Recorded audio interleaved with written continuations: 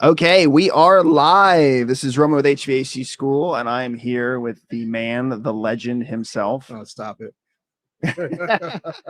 We are here at the 7th Annual HVACR Symposium. How many years is this? Have you been here? So, unfortunately, this is my second year. I've been missing out all the fun. Last year when I came, I had such a good blast. We came down and I bought some support, so I got my office team here with it. No, I love it. I love it. It's one of those things that not a lot of people realize the culture that's here. Yep. And you go one time thinking like, I'm just gonna go once, right? Like I'm just gonna go once. I gotta say that I've done it. Nope. Right. You know, it's a different like AHR. I mean, and those events are great too. But when you come here, it really just it clicks. It's like magic, right? It's the people that you meet, it's the community, and then you get hooked. It's a big group of nerds, and we all get to hang out and talk building science and HVAC and play with tools and all that kind of stuff. So it's super fun. Yeah, there's a lot of dad jokes. There's a lot of science jokes. Yep. You know, people would find it not funny, Yep. but we find it hilarious. So I'm having a blast. The weather's great. I was going to tell you and Brian, thank you for dialing down the humidity. I think last year I lost about 2 pounds of water just because of how warm I know. was. We got with Santa Fe and they sent us a bunch of dehumidifiers and we just plugged them in before the event a couple days. Our electric bill's high, Yep. but hey, it's worth it for you. We're for you, man. comfortable. Good. So what do you want to talk about today? I know that what's your topic that you guys are talking about? So our session today is going to be how to use building science, how to close at the kitchen table. Okay. A lot of questions I get from contractors is they want to get into the building science and they may recognize that it's some stuff that they want to do different. Yeah. So how do they approach it? Like, what's the best way? So we're going to talk about how to use the actual technical piece to help drive sales in your business. No, it's good. Yeah. So building science is like a big umbrella. Yep. Right. And it's intimidating to a lot of people. It's confusing, Yep. even sometimes to myself. You know, when you come to a place like this, you get to meet experts, you get to meet people who specialize in not just building science, but a very specific area of building science. Absolutely. And that's the trouble here sometimes is that it gets confusing as for that information. And am I even talking about it correctly? And so when you get confused, you just don't do it, right? There you go. You don't use it because you're like, well, this is too much. I don't want to say the wrong thing. And it's good. So just imagine if a contractor would be confused trying to use it to communicate with a customer, which can be really confusing to them. So it's some challenges. You got to implement it. And then once you implement it into your business, you got to figure out how to communicate with customers. Yes. Yep. Yeah. So where do you start? I mean, obviously you understand that building science is a big piece Yep. of solving problems in the home, whether it's residential, whether it's commercial. It's something that, you know that it's a priority. So where do you go from there? So when we interact with customers, really your best tool is to educate the customer, to tell them about their home and the reason why they call. Oftentimes they call, maybe you're uncomfortable, they were uncomfortable, or they had indoor air quality issues. And the key that we're going to talk about today, well, the magic juice for building science is testing. All right, if you're able to test these problems and show customers the data and then explain it to them where they understand, then you really can, move the needle as far as them adopting your solution. So that's what we're going to talk about today. Yeah. And so, to that point, the solution isn't sell them a new system, unless they, again, Really want it. unless the science shows it Absolutely. that it needs to happen. Right. And we say the science there, the load calculation that you did, the testing that you did that shows that maybe the system's oversized or maybe undersized, which is very rare in my opinion. Yeah. Especially after the past 10 years. But to your point too, like there's no sales tactics here, right? There's no fluff. You didn't say, using these words only. You don't have to sell. That's it. So you're not lying. Yep. You're showing the data, but not to the point where it's like, you put a bunch of data loggers in the space and then you get this like really long Excel spreadsheet that you print off and then and then you slap the customer with it. They're not going to understand that. It's just a bunch of numbers. You need to try to help make sense of it to present it in a way that they can digest. Sure. Because I'm sure, like myself, when you get into the building science side of things, you get so excited. Yep. You're like, I found the problem. Get down to where the average customer can understand what their problems are. Yeah. Yep. Yeah. So from my perspective, like the format, what's the format that you would use in that? So, you've done the testing and you have the information and you're trying to slowly digest it to figure out what the problem actually is. But when you find the problem, I mean, are you guys also educating on the piece of, what information you present and how you put it together? Very good question. So what we do, once we get into the home, first things first, you got to figure out why they call. Why are you there? Yep. What questions do they have? What are they experiencing? And once you hear them out and get that, fleshed out of the actual problems that they're having, We start with a load calc. So we use maybe a LiDAR tool to do a load calc. Yep. We'll do indoor air quality testing, and then we'll do some type of duct evaluation. Yep. And I'll call those my big three. Yeah. Once we do those three, we then tie what we found to their concerns and show them the data of what we found now. Love and it. then we'll show them what jobs we fixed as social proof that, this can be fixed and measurable, that we did a good job. And then we'll test out if we get that job. Yeah. So there's two things you said that I love. Asking about what the pain is. So many times as technicians or just as business owners or contractors, we love to run to the problem and say, well, you have a problem. I'm not going to ask you what you think of the problem is, because you're the customer. You don't know enough, right? Yep. I'm going to jump in and I'm going to just start testing things and putting probes on things. And then I'm going to be like, hey, here's your problem. And you're like, wait, let's slow down here and talk to somebody. Yes, right. Let's have a conversation. Yeah. Get their buy-in. They need to, allow you to test, so get their permission, and then getting them actively involved in actually while you're doing the testing. Yes. Yep. And then while you're testing, tying what you're testing to validate their problems. Like if they have a hot room or a cold room, using your testing to validate this is why you don't have enough airflow because it's undersized duct. Yeah. That kind of stuff. Yeah. Or restriction or that they're not crazy, that you do see the temperature changes. Because that's a lot of times too. They're like, man, I swear I'm going crazy, but it does this when it does that. And then I'm sweating at night, but then I'm cold during the day. And so you're just trying to help connect the dots. We're like, you're not crazy, first of all. And here's the information that I have that shows, that thing is happening. And here is exactly why. And here's the next steps for that. So I love it. Yeah. So the asking the client what the problem is, because you might also find that the information they give you points you in a direction you wouldn't usually check first. Absolutely. Or testing will find out that you need to dive deeper. Maybe it's a deeper problem that they didn't know about. A lot of times with the house as a system concept, you might leave the mechanicals and go into a shell problem. Yes. No, I love that. And that's a whole other thing in itself, absolutely. Right? Yep. It's a deep rabbit hole. It has a very deep rabbit hole. Yeah. Well, and I love also the fact that you take the three things that you have there lined up, knowing that those three things aren't there to sell something. You're there to solve a problem. And when you do those three things in whatever order they'd like to, do you have an order preference? I do. IQ is for get some data. Yep. And then we'll do the load calc with them room by room, and we're asking them about their problems while we're doing that. And then once the load calc is done, we'll go and do the duct work and do the duct leakage. So I got to ask, how fast are you guys doing a load calc? 20 minutes with the LiDAR tools. Yep. Wow. But I know companies that they struggle in 24 hours to turn a load calc around, and you guys are doing it in 20 minutes. The amplis and the conduits, they make it easy. You can do a load calc relatively quickly by carrying that LiDAR base. We carry the tablets, and we can do a load calc right then and there with them. Yeah. And then often the customers are impressed with the technology, and your competitor didn't do it. Well, and here's the thing. No one has probably done it correctly when they built the home. That is another true fact. So it's one of those things where it's like, again, if you're not testing, then you're guessing. And if you're not building out the heat load. Now, I'm not going to say that every house has to have a heat load calculation, but if you're there to solve a problem, why not check the box? You need a reference point for sure. Well, you do, because there's so many times that so people are thinking and listening right now, they're going to be like, well, so you're telling me that every install that I do, I've got to go and do a heat load calculation. Well, in my opinion, if it only takes 20 minutes, I mean, I think it's going to take longer for your vacuum pump to pull the system down on a recovering the refrigerant to change it out. But it's one of those things where it's a reference. And so if I can ensure that I've checked all the boxes as a technician, as a troubleshooting person right out in the field, ensuring that the client is going to get exactly what they need, then there's no callbacks. None. And you can sleep at night. And then you're testing out. So you need that reference point too to verify, hey, this system that I'm going to put in, I'm going to evaluate the performance when I'm done just to make sure I delivered on what I sold you. Yeah. So that process has gotten customers really comfortable. And some of the problems we've solved, we get customers for life just because we delivered on exactly what they needed. When you said right there that customers are getting comfortable, they get comfortable in both ways, right? Absolutely. Absolutely. It's actual physical comfort and also knowing that they're not going to have any problems. And that's the issue sometimes that I have understanding is, why doesn't everybody do this? Because, again, it's a great reference. It's something that for sure science has proven. Yep. This is how we size AC equipment. It's not a new method. No, right? It's not. And there are some barriers. So some of the contractors may be hesitant because everything has a cost. Right? Sure. The tools are costly.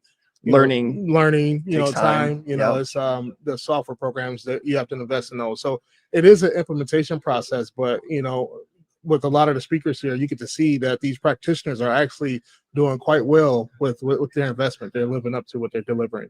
And so like anything else, it takes time and investment. But at the end of the day, it sets you apart from your competition, because now you're not guessing anymore. And guess what? The 10 to 15 to 20 callbacks I get a year or every 6 months after the summer, and we get into the slow season where it's shoulder season, right? When you have the latent problems, when you have the humidity problems, when you have the comfort complaints, I'm not dealing with those 10 to 20 anymore. I'm doing more houses. Absolutely. I'm focusing on the other side that is making me money. Absolutely. Yeah. When you go to callbacks, one callback could damage the profit of any job just because it's lost opportunities for your business. Yes. So doing it by the book and using the best building science practices, you don't have to worry about callbacks and warranties because they just don't occur. Yeah. And those who are watching now, right, and those who are listening, it's one of those things where if you've ever been sued by a client, this is worth its weight in gold, because then now you're not guessing again, right? It's ensuring that everything you've done is exactly the way that it should be. Absolutely. And it's not a question of an and, if, or but.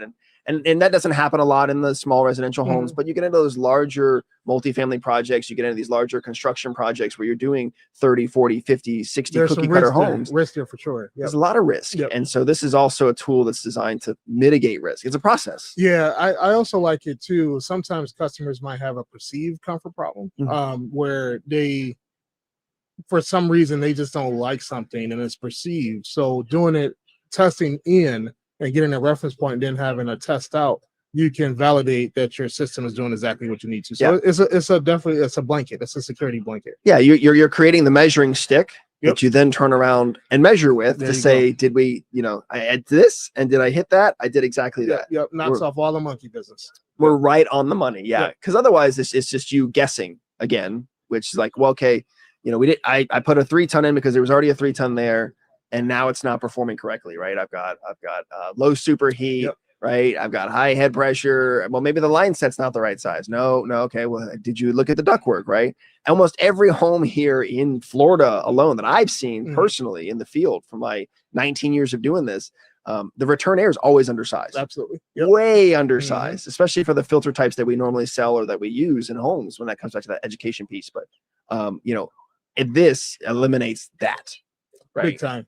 So that's our session. We're going to talk about that. We're going to give what we use to help our business do that, and we've been doing this for a while now, and it's been really helpful. It's good. Yeah. So one thing I want to talk about too, the air quality piece. Sure. I'd love to know what you guys are measuring and what you're finding. Sure. So our monitor, on every house, typically standard, we're measuring relative humidity, temperature. We're measuring VOCs. We're measuring carbon dioxide, carbon monoxide, and we're measuring particles. Good. All right. So that report is comprehensive. And then another thing that we use, each of our reports or software tools we're using, they have a third-party reference. So they're referencing somebody with trust. So like the EPA or American Lung Association.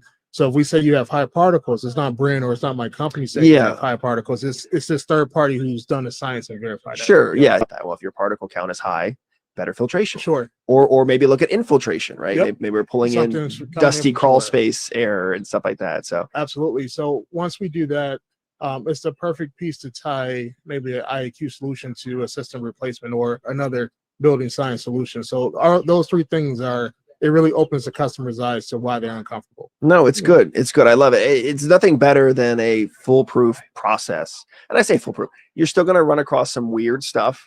You're going to run across stuff that maybe doesn't make sense on the building science side of things, but we always have to remember that physics and thermodynamics doesn't change. Right. Yep. And so what is the home trying to tell you? It's a lot of times when I'm teaching and training our technicians, it's always like, what is the unit trying to tell you? What does the science say that's going on? You may say that you verified the charge. You may say that you measure the line set and you know the exact charge of it. But if the system is presenting signs of overcharge, then it's probably overcharged, whether you think it is or not. And so sometimes it's always going into, whether it's a person's home and doing the process that you're talking about, or looking at a system. It's important to understand that you have to let go of what you think is a concrete answer and trust the data. And trust the data. Yes, trust the data. Because that's the other thing. We can easily jump to conclusions, and we do sometimes. We do. We get excited, right? Or experiences will lead you down a path that you might overlook what's actually there. But no, trying to trust the data and let the numbers drive your decisions. Yes, and that's hard sometimes too, even for myself, because again, like you said, when you've seen it a million times, right? You hear the story. I got humidity problems. There's mold in the shower or in the vent. You know, even though we're not supposed to say the M word, right? Microbial growth. I didn't say the M word. That wasn't me. And you know, you're like, okay, and then you know, in the shoulder season, it's really bad. You know, the unit short cycles, you're like, okay, the system's oversized. But if I jump to that conclusion, because I've heard this story a million times, what if it's just insane amount of duct leakage? What if they've got a register in the attic that's blowing wide open in the attic space and depressurizing the house? Because that air goes somewhere.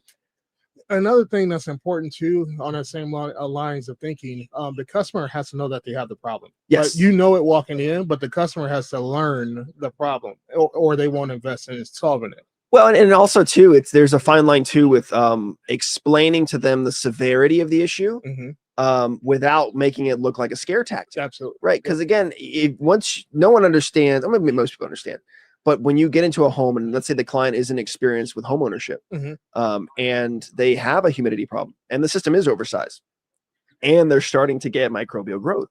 I mean, the repair alone for mitigation of that, of ripping drywall out, of ripping walls down, of having to redo a whole left-hand side of your house that you can't live in anymore. It hundreds to $200,000. And it's going to be worse if you don't act. So yeah, you know, being honest, not using scare tactics, but again, letting the data drive your decisions or what you're going to present to the customer. Yeah, and I think also, like you said, with the data, you can always come back and say, you know, this is what it looks like. This is what it's going to look like over the next few months. Right. And then if they don't really trust you when it happens in the next few months, guess who's getting the call? Guess who's getting the call, because you know from the science side how this progresses based upon the data that you gathered in the home and the system and stuff like that. So it's all good stuff, man. I love it. So how long have you guys been practicing this system alone? We've been using building science. I've been in the industry going on 26 years. The building science aspect of it, we've been using probably consistently in our contracting business for about 15. Wow. We started. It's a good track record. It is. What happened? I took a building science class years ago, and I was blown away of all the stuff I was missing inside of a house. Like I didn't even know I could measure that. Yeah. And then slowly but surely, it's a marathon, not a sprint. So we adopted little things. Like the first thing we started doing is doing combustion testing on every call. So I'm from the Midwest. We get cold winters. Yep. We implemented that. We trained everybody on how to use that tool. And every single call, we developed the pattern. Now, it's so important to us that the techs can't leave the house without getting combustion. It's in our culture now. And then the next year we'll focus on something else, and just over time we got all these habits built. So, and then that's the thing I was going to ask, and you already answered it, so I love it. The where do people start, right? So if you're a business owner, if you're a contractor, even if you're a technician, and you see that this is the way forward, how do you get that started? Like you said, find one thing and get good at it and change it. Change that culture in your company. Learn everything you can about it. Apply it to your company, whether it's getting the tools, and then from there, just doing it consistently every single time. And understand that it's going to be a learning curve. You're going to make mistakes. Absolutely. We all make mistakes, but staying consistent with it and moving forward with it to where again, if you start doing things the right way, it's like technicians who abandon the manifold and pull a vacuum directly to the pump, right? The amount of callbacks they get is zero. And not only that, but also the speed in which they do their calls, other technicians notice. They're like, hey man, how are you doing that? How are you doing 2 installs a day? Are you doing 3 installs a day? How are you doing all these other things? And they're like, man, and then they start adopting it. Class at ACA we took years ago, and it opened our eyes that we were swapping a box. So I one of the reasons why we train is because I probably have hundreds of systems out there that I didn't do a load calc on. Listen, I'm guilty. I'm guilty of it. It's probably my own house. But to that point, sometimes it's just owning up to the mistakes of understanding that I made a mistake. I didn't do it right. I didn't know. You didn't know. How would you supposed to know? So, but you made the change though after you figured it out. Once I learned, we adopted it, and then from that point, we're going to do the best we can, and we just have a look forward attitude, and then. We got stronger with duct design and duct modifications, and then years later we added IQ, and then now we're using technology to drive our a lot of the smart pokes now that give you data. So we're using all the best practices and software to help drive the building science, and customers love it. We're delivering on our promises. They're happy with the solutions, and it's good for us. Well, it's a promise you can own. right? And that's the thing that a lot of people miss sometimes is like, will you swap boxes? Great. I don't know what your return callback is or the complaints, but maybe 20%, maybe 15%, maybe 50%, hopefully not 50%, but I'll say on install callbacks, we probably haven't, I haven't looked at a report in a while just because they just don't happen. Install callbacks, we might have had maybe 2 or 3 in the last 5 years. oh wow. And then our service techs are using platforms like Measure Quick and Smart Probes. Yep. We're probably when I look last, we're about 0.5%. Okay, wow. What industry standard might be near 10. So using the building science, you just don't get warranties and callbacks. It just doesn't wild. Yep. Wild. Well, and so I was going to say too, what was when you first started the system, right? So let's say you built it, you did combustion, right? You start doing measuring airflow, you start doing, like you said, load counts, duct design. When you got the system down in your first couple of years, how many problems did you find? It was like probably what, flipping over a stone and finding a bunch of bugs. Or turning the couch over and finding a remote you lost years ago. You find problems everywhere. And what we found that all the houses are the same. They're having the same problem. So now the techs, they have the experience from testing that they know the problem's kind of walking in. And we still test just to verify that, but now everybody's used to it. To give you an example, in Metro Detroit, where I'm from, in 2021, we were in 3,800 homes. And the load calc in each of those homes, we did a quick load calc, block load, just to compare it to what the technicians will install. Yeah. And we found that the furnace size was double that was existing than what we would have put in. And we saw that the air conditioners were a ton or more oversized.